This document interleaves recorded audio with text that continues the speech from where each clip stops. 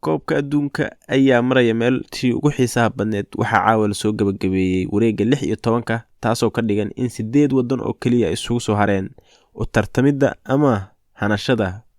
bilada dahabka ka samaysan ee koobka adduunka. waxaan falanqeyn ku samayn doonaa kulamada quarterfinalka la ciyaari doono Netherlands iyo Ingiriiska aan dhahay Netherlands iyo Argentina. mucjisada Messi iyo Argentina ma sii socon doontaa awood u leeyihiin in Netherlands ku dhaafaan Croatia iyo Brazil maxaa laga yiri England iyo France kulan kale oo aad u xiiso badan. Kyle Walker ma ka badbaadi karaa Ingiriiska mucjisada Kylian Mbappe iyo Morocco iyo Portugal oo isbalansaday. Africa oo matalaad ku yeelatay koobka adduunka quarterfinalkiisa tan iyo 2010 markii ugu horeysay. iyo waxaan sidoo kale fiiri doonaa kulamadii ugu dambeeyay oo xalay iyo maanta la ciyaaray oo ahaay kulankii Portugal iyo waliba Morocco oo ayaduna 10 ilaawana u dhigtay Spain iyo sheekooyin kale xiiso badan ku soo dhawaada falanqaynta koobka adduunka saaxiibayaal iyo kulamada quarterfinalka oo ayaguba kuwa aan inaba caadi ahayn. waayahay intaanan u guda gelin falanqaynta kulamada quarterfinalka la dheeli doono waxaan wax yar dul mari doonaa kulamadii xalay iyo shalay la dheelay. waxaan aragnay Morocco oo noqotay xulkii kaliya ee Afrika ka socda ee u gudubta wareegga quarterfinalka koobka adduunka taasoo markii ugu horeeyay ee xul Afrika ka socda uu soo gudbo quarterfinalka tan iyo 2010. Morocco ayaa Spain eber kula dhameysatay ciyaarta 90 daqiiqo iyo waliba 30 daqiiqo extra time ka lagu daray taasoo markii dambe penalties la aaday isla markaasna ay penalty 3-0 ay Spain kaga badisay Morocco mucjisa ay sanadkaas soo bandhigtay ilaa hadda koobka adduunka. waxaan ognahay inay group adag ku jirtay oo Croatia iyo Belgium ay kula jireen isla markaasna ay kaalinta koobaad ku soo baxday. marka Morocco sanadkan macnaha kulankii ay maanta dheeleen kaliya maahane koobka adduunka soo bilowday ilaa hadda groupkoodii ayaga top ka noqday. waxay sidaas ku noqdeen kooxdii ugu horeeyay ee Afrika ee groupkeeda meesha ugu sareeyay ku soo baxda World Cup-ka tan iyo 98 meelaas ayaa laga hadlayaa. marka Morocco waxa ay maanta dheeshay iyo waxay soo bandhigtay wax cusub maahayn. waxay soo bandhigeen inay yihiin koox si fiican wax u difaacata qaabka u dheelaana waa qaab ku dhisan wax difaacasho aad u adag iyo waliba markii wax la weerarana koox oo weerari karto oo ciyaarina mobile oo isbedeli karo flexible haysata sida Hakim Ziyech iyo Ashraf Hakimi iyo ciyaarana Agrabad iyo ciyaarana aan caadi ahayn. marka Morocco Spain maxaa yiri 10 aan caadi ahayn u dhigtay macallin Luis Enrique iyo kooxdiisa waxa waaye uma aysan qalmin inay halkaas soo dhaafaan inkastoo World Cup-kan intii uu socday ay laba waji lahaayeen wajina kulankii bilaaw kale waxaan ogeyn inay maartay 7 iyo ku badisay iyo eber. marka Spain sanadkan wax badan ayaa ka qaldanay macallin Luis Enrique waa nin ku dhagan philosophy-ga in kubadda la baasbaasto xitaa hadii ay maartay aysan shaqaynayn. waxaan aragnay kulankii hadda ay Morocco la dheelan oo kale iyo kulamadii ka horeeyay qaarkood in kooxdu ay sida aysan striker fiican haysan Morata oo nin iska duqoobay iyo ilmaha yarka kale dhaxda ciyaaraha oo kale oo ayagana maartay aan ahayn Xavi iyo Iniesta oo rag kubadda maartay baasida wax ku keeni karaan ahayn iyo asagoo maartay aan isku dayeen in kooxdu ay plan B la timaado oo ama kubadda maartay geesaha laga soo korooso ama xitaa garoonka afkiisa laga shuudo markii fursad la helayo oo maanta dhan wax la baasbaasay xitaa daqiiqadii ugu dambeeyay ciyaarta 90 iyo wax markay mareysay wali lagu mashquulsan in kubadda gadaal laga soo dhiso difaacid isku baasbaastaan taasoo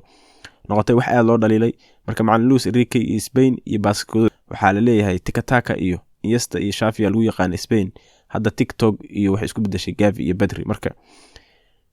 Spain uma qalmin in halkan dhaafto Morocco way u qalantay in soo baxdo maartay aad ayaan ugu hambalyeynaa inay tahay xul kaliya ee Afrika socda ee maartay wareegga sida dhamaadka u soo gudbay.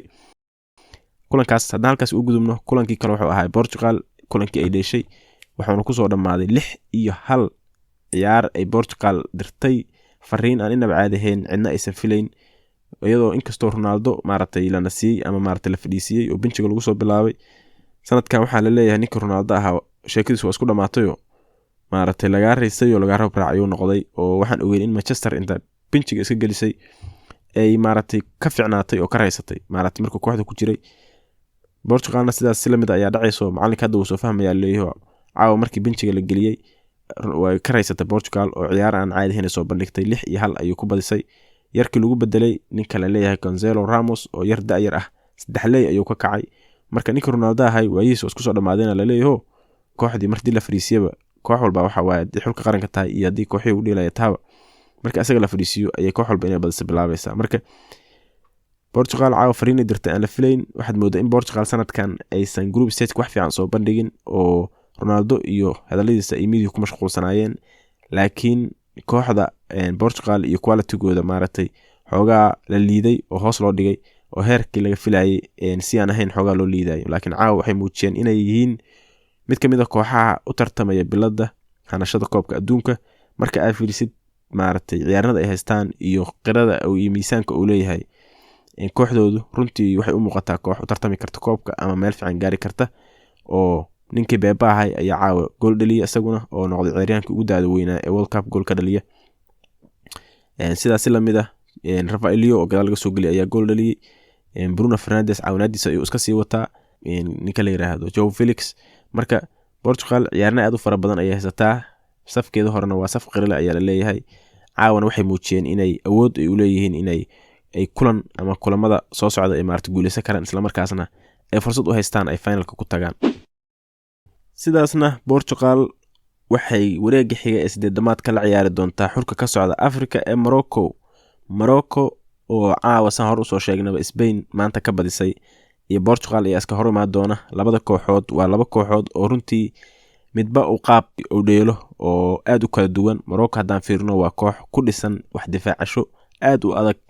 iyo maaragtay block aan caadi ahayn ama bas aan caadi ahayn garoonka Portugal la hordhigo. Portugal aad u fiican ay iyaguna haystaan oo maaragtay Morocco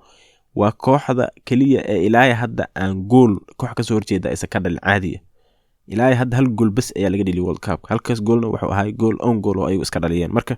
Morocco difaacashadeedu caadi maahan, waa mid ka ugu fiican ee World Cup-ka ayaa la dhihi karaa ilaa hadda. saasay tahay haddana gool dhalintoodu aad maahan oo ilaa hadda 4 kulan ay dheeleen 4 gool kaliya ayay dhaliyeen. marka Morocco waa koox difaacashada ku fiican, laakiin taas bedelkeeda weerarkoodu aad maahan, inkastoo maaragtay kubadda markii ay helaan oo wax weerarayaan ay u muuqato inay goolal inay dhaliyaan maaragtay ay awood u leeyihiin oo ciyaarnada ay haystaan saan hor soo sheegnay ay yihiin ciyaarno counter-attack iyo maaragtay kubadda jiidisteeda ku fiican. haddana kulankan waa kulan aad xiiso u leh. Portugal oo ayadu group stage-ka saan hor soo sheegnay aan wax weyn soo bandhigin, caawa fariin weyn ayay dirtay Cristiano Ronaldo oo benchiga la geliyay iyo sidoo kale Cancelo. isbedel weyn ayaa kooxda ka muuqday. macallinku waxaa inta badan lagu eedeeyaa inuusan ciyaaryahanada say u dheeli karaan oo u dheelsiinay asagu soo rabo oo ku qasbo oo maaragtay kubadiisu ay inta badan ay jawaabo ay tahay ay su'aalo ahayn. marka waxa u muuqatay inay kubad maaragtay su'aalo ku dhisan ay dheelayeen oo ayagu kooxda kale ay wax weydiinayeen oo ay wax weerarayeen. marka haddii uu macallinku shaxas ku sii dhig adeegi doono oo Ronaldo bijiga sii gali doono iyo haddii uu shaxiisa hor ku laabo doono iyadana waa la arki doonaa. kulankaasna waa kulan aad u xiiso badan. Portugal waxay Morocco kala hortagi doonto waa la arki doonaa, inkastoo ay marwalba iyadu tahay kooxda saadaasha xaggeeda marka la fiirsho u muuqata inay soo gudbi doonto. kulanka xiga haddaan fiirino waa kulanka Argentina iyo Netherland, kulan kaloo aad u xiiso badan. Van Dijk oo kasoo horjeeda Lionel Messi. kulankan waa kulan waxaa la leeyahay 50-50 ah marka la fiirsho labada kooxood fursadaha ay haystaan. Argentina dhankeeda haddaan fiirino iyadu ilaa hadda mucjisada Messi ay ku socotaa ayaa la leeyahay oo ilaa hadda wax saas u weyn soo bandhigin. kulamada ay soo baxdo dhan kulamo maaragtay ay dadaal badan iyo dagaal badan u gashay ay ahaayeen kulamo ay si fudud ay ku soo badisay ilaa hadda ma jirin. waxaan ognahay in Saudi Arabia ka badisay group stage-ka intii lagu jiray kulankii Mexico oo Messi mucjisada ay ku soo baxeen, kulankii hadda ugu dambeeyay oo la ciyaareen kooxda ka socotay Australia oo ayagana sidii ay maaragtay ugu soo dagaalameen aan aragnay iyo dadaalkii u galeen. marka Argentina mucjisada Messi ay ku socotaa ayaa la leeyahay. marka kooxda inteeda kala la fiirsho Di Maria oo ka dansan tahay ninkii lahaay Martinez oo asagana xitaa hadduu Messi inta ciyaarnadii soo mashquuliyay gool oo shabaqa hortiisa u dhigaan dhali karin ay maaragtay ayaa isku soo haray. marka Argentina waa koox ku socota dhiig iyo inay Messi u dagaalamaan darteed ayaa sanadkan ka muuqato. Messi dartiis inay wax walba u sameynayaan marwalba waa lagu yaqaanaa Amerikaanka inay maaragtay ay baajka u cayaaraan oo dhiigga ay maaragtay dheelaan, laakiin Argentina sanadkan dhiigga iyo mucjisada Messi ku socotaa. sida kale dhanka haddaan fiirino Netherland ayadana wax way soo bandhigin. kulankii ugu dambeeyay oo ay la dheeleen kooxdii ka socota USA oo koox dayar ahayd oo tactic ay ku dileen iyo experience ayaa ah kulankii ugu fiicnaa ilaa hadda soo bandhigin. group stage-ka wax way soo bandhigin. kulankaasna kooxda la dheeleen koox weyn ma ahayn oo kulan marwalba la filayay inay badiyaan ayuu ahaa. marka kooxda macallin Louis van Gaal ayadana weerarka ay ka dhimatay ayaa leeyahay weeraryahan la yaqaan ma haysato. Cody Gakpo iyo Memphis Depay ayaa goolo laga sugaya, ayaguna rag marwalba gool looga tashan kara maahan. waxaan ogeyn kulankii hadda u dambeeyey in labada fullback ay 2 gool kala dhaliyeen iyo ninkii maxaa la yiraahdaa ama right back aan dhehe Dumfries la dhihi jiray oo asagana 2 gool caawi goolna dhaliyay marka Netherlands ayaduna gool dhalinta ay dhib ku qabtaa inteeda kale waa iska roon tahay laakiin Argentina ayaduna gool dhalinteeda aad uma fiicno Messi kale ay ku tirsan tahay marka kulankan waa kulan waxa la leeyahay tactical lagu kala badi doono iyo magic moment waxa la yiraahdo oo ah in maaragtay ilbiriqsiyo ay wax isbedelaan oo mar walba Messi ka suurtaawda marka kulankan waa kulanka 50-50 waxa dhici doona arki doona waa kulan aad u xiiso badan Croatia iyo Brazil ayadu maaragtay waxa u maleynayaa wax ka hadlid badan maahan Croatia ayadu waa koox mar walba loo yaqaano dhibka iyo inay wax jilaafaydo laakiin Brazil jilaafa ma qabanaysa nimankan waa shamsi ku qaadayaan wixii ay ku dhigeen kooxdii maaragtay ka socotay Korea waa aragnay inay Croatia ayadana waa shamsi ku qaadi doonaan ay isaga badan taalileeyo nimankan waa koobka ayaa raba ayaa leeyahay sanadkan oo dadka waa kooxda koowaad ee loo saadaalinayo marka kulankaas asagana waa arki doonaa waxa ka dhaca kulanka kale asaguna ugu xiisaha badan waa kulanka Ingiriiska iyo Faransiiska yaa halkan kulan ayaa la Ingiriiska iyo Faransiiska ayaa iska hor imaan doona Kylian Mbappe Faransiiska dadkiisa fiirino Faransiiska waxa la leeyahay Mbappe ayaa ayagana jiiday sida hadda uu Argentina u jiiday Messi oo kale ayuu Mbappe u jiiday ayaa la leeyahay waxa kale soo raaca Giroud iyo ninka la yiraahdo Dembele iyo ayagana goolal shoodaan marba lagu tashakarin difaacooda xoogaa waxa la leeyahay marka qaar ninkan Hernandez la leeyahay iyo aad uma fiicna kulankan waa kulan asagana weerarka la isku dili doona ayaa leeyahay Faransiiskuna meesha uu fiican ku xoog badan yihiin xulkooda markii la fiirsho waa weerarka Ingiriiskana sidaas la mid ah meesha ugu xoog badan yihiin waa weerarka marka weerar ayaa kulankan la isku dili doona yaa weerar badan yaa difaac fiican way kooxda difaac fiicnaata ayaa kulankan badinaysa nimanka Ingiriiska waxay leeyihiin Kyle Walker ayaa naga celinaya Mbappe orod ninkaas aan ugu daynay leeyihiin intii ka soo hartana Maguire ayaa noo dhameystira ay leeyihiin marka Faransiiskuna waxay leeyihiin Maguire iyo Kyle Walker oo garoonka cawska gura ayaa la arki doonaa habeenkaas marka kulankan waa kulan aad u xiiso badan Ingiriisku ciyaarna badan ayaguna haystaan markii la fiirsho oo quality leh waxa ilaa hadda soo bandhigeen maaragtay maxuma goolal badan ayay dhaliyeen 2 gool kaliya ayaa laga dhaliyay Faransiiskana ayagana sidoo kale difaacyo fiican haystaan qadkooda dhex inkastoo uusan sidii laga rabo ciyaar badan ka maqan yihiin haddana Ingiriiska kama quality yara weerarkana ninka Mbappe ayaa bilcilaya yaa